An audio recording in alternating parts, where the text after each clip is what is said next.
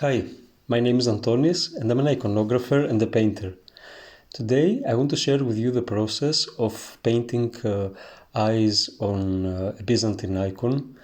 Eyes, of course, are the alpha and the omega in Byzantine iconography. They are extremely important and their expression. I will paint this study on eyes using a Cretan icon as my reference, an icon from Andreas Rizos. So, as you see, I've already transferred my drawing on my panel, and now I'm using this pure black color to underpaint and trace this drawing on my icon. For this, as you see, I'm using a very sharp Kolinsky brush that will help me paint these lines as sharp as possible. Now, the Cretan tradition is a tradition that requires a lot of accuracy, and especially the icons of Andreas Rizos are they're very sharp. They are almost they have a Japanese precision. So I will try to recreate this as much as I can. In my opinion, it's fine if our lines are not as perfect, let's say. That's fine if they are a little bit shaky. We will try always our best, and the important is to paint in the right drawing. You have to use the correct drawing and the correct values when we paint the icon, to have our shadows being as they have to be and our lights to be as they have to be. So this underpainting is the first step when I'm painting an icon. And here I will try to do my best and give to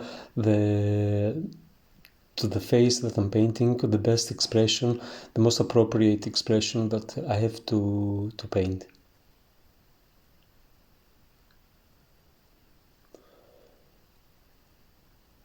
So little by little, I will paint the iris in the eye. In the Cretan tradition, the iris is half hidden by the upper eyelid, and the pupil almost is attached to the upper eyelid, as you see. This creates an expression of calmness and thoughtfulness, holiness. Now here you see my palette, and I'm ready to paint my first layer of proplasmos, the base color, whereupon I will paint shadows and lights. So here you see me creating this color using yellow ochre, some ivory black, some titanium, some cadmium yellow, and a little bit of iron oxide red. Don't take this image literally, just try to recreate a color of plasmos that seems similar to the reference that you are using for your studies. Proplasmos is a very tricky color because normally we, in order to recreate it, we look at a reference that is already finished with the lights on it and all the details, the facial features. So it's a little bit tricky for us to recreate the correct color. Especially we often use photographs that they don't accurately depict the color of the proplasmos. Just try to create a color that is as similar as possible to what you are to paint. Now here you see me that I've painted the first layer of this proplasmo, and see how the previous underpainting guides me to paint a second layer of these facial features, again with pure black, and again I will try to be as accurate as I can. Notice how these lines of the eyes, they have some volume, they are thin on the edges and they become thicker in the middle of them, on their upper side of the eye. Try to understand that they are not just lines randomly painted, but they have some dynamic, they have some character and some volume. Now this second layer of me painting the eyes in black will help me, because I will add a second layer of proplasmos, and I want these facial features to not be lost. Many students trace their edge, their gesso with a needle in order to not lose the facial features, but I think this is not the right way. So now that I have painted my second layer of proplasmos, which is a more thin layer, a layer with more exolution, and creates this more shiny effect on the icon, I'm ready to create some darker colors for my grapsimatas, my facial features. See here how beautifully the underpainting shines through my second layer of proplasmos, and as you see, the proplasmos here is not perfectly painted. You can still see some brush strokes, and this is totally fine. It will create a sense of beauty and charm when the icon is finished. Don't worry if your proplasmos is not perfectly painted. So here I'm painting my grapsimata, the facial features, the ones that will be visible by the end of the icon. And I will try to observe very much my reference photo, my reference icon, and see how dark these grapsimata are in comparison to the color of the proplasmos, and try to recreate this relationship and transfer this relationship of values on my icon.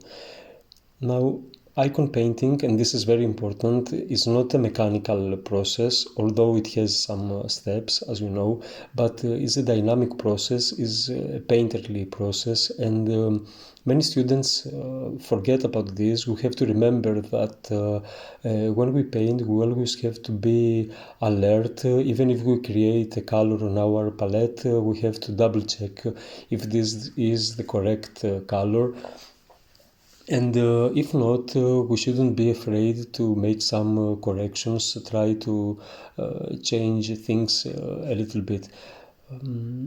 Always, I encounter this very often in students. They just want the absolute guide from their teacher in iconography, and they will just create a color and blindly they will paint with this. It's important for us to judge, to have our judgment in alert, and try to see how we will how we will paint better. Here I will try to give all my attention, because this will be the final grapsimata that we will see on the icon. I will try to, of course, this is a study and I want to be faithful to the reference photo, but otherwise I would try to give the expression that I feel appropriate, that I feel that needs to be given to the face. And as I say, this step on icon painting is very important. See here how I correct a little bit the value of the color of the right eye. It looked a little bit too dark. And with a color that I find that is very similar to the color of the eyes. I will paint the eyebrows.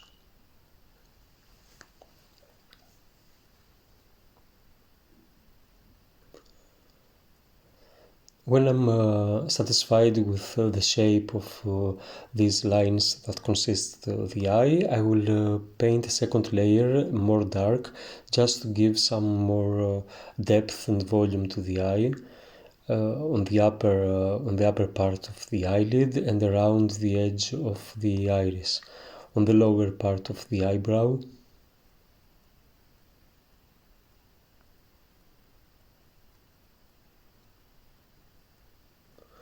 I have to say that this is this step is very crucial. And again, forgive my English for the horrible accent. I hope, though, the video itself makes it clear what I'm talking about.